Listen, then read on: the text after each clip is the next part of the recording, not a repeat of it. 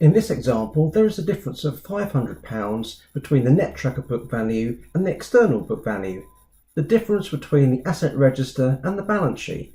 It's been discovered that the discount value of £500 has been allocated to computer equipment. Now we can either code the negative 500 to the profit and loss, which will correct our balance sheet, or if the asset value should be 2,500, we'll need to change this transaction.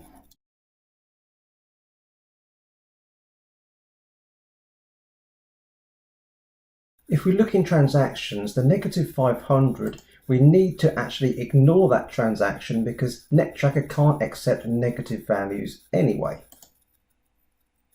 The 2,500 was originally added as an asset for 3,000.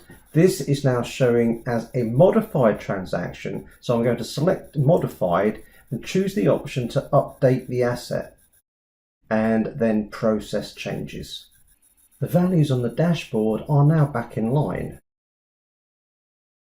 Selecting the option to modify the asset will automatically reverse any depreciation that's been processed. It will date the journal with today's date. If this is an adjustment that should reflect in the previous financial year, you'll need to manually adjust the journal. The asset will reappear on your fixed asset register with the correct cost value. You will need to process the depreciation again to the last processing date. That simply means going to the dashboard, selecting the option to request company processing, selecting the previous date, and selecting to process.